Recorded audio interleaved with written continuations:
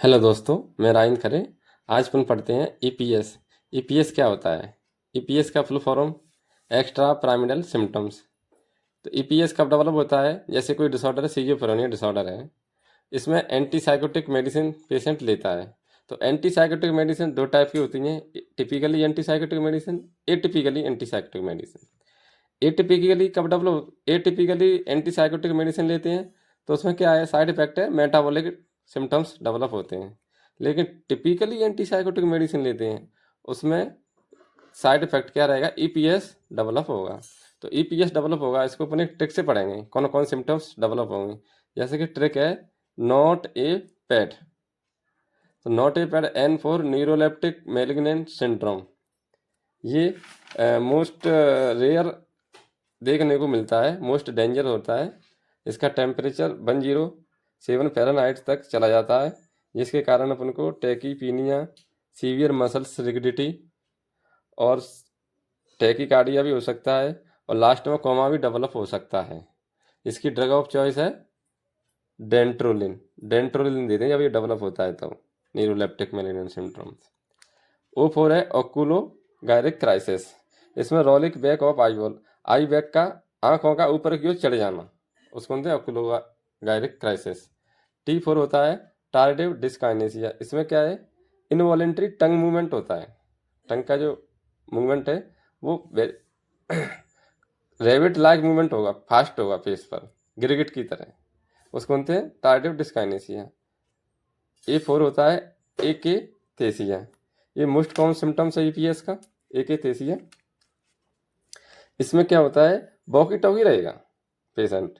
इसमें continue restless and फिजलिंग, मतलब एक जगह नहीं बैठेगा, वॉकी टॉकी रहेगा। ये बच्चे चाइल्ड होते हैं ना, चाइल्ड एक जगह नहीं बैठते, ऐसे ही एक जगह नहीं बैठेगा एकेथेसिया वाला। नेक्स्ट है ए फोर,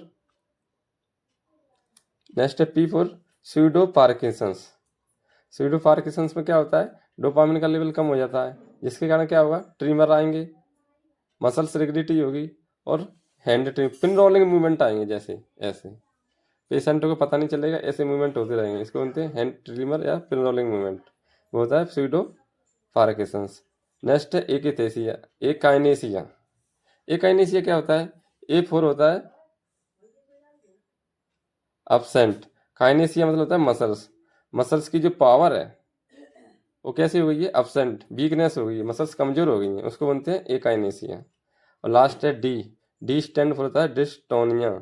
डिस्टोनिया का मतलब होता है acute dystonia, suddenly suddenly dystonia होना, मसल्स इनवॉलेंट्री मूवमेंट अब नॉर्मल इनवॉलेंट्री मूवमेंट होता है। इनवॉलेंट्री मूवमेंट ऑफ नेक की मसल्स, हैंड की मसल्स, आर्म्स की मसल्स, फेरेंजियल्स की मसल्स का अब नॉर्मल मूवमेंट होता है, इनवॉलेंट्री।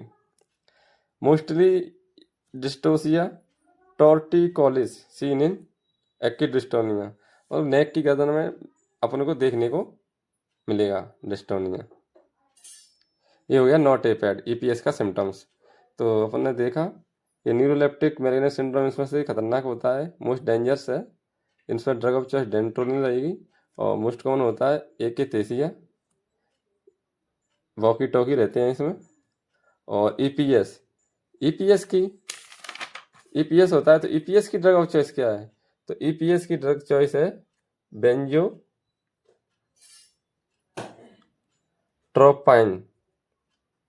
ये ईपीएस की ड्रग ऑफ चॉइस है बेंजोट्रोपाइन,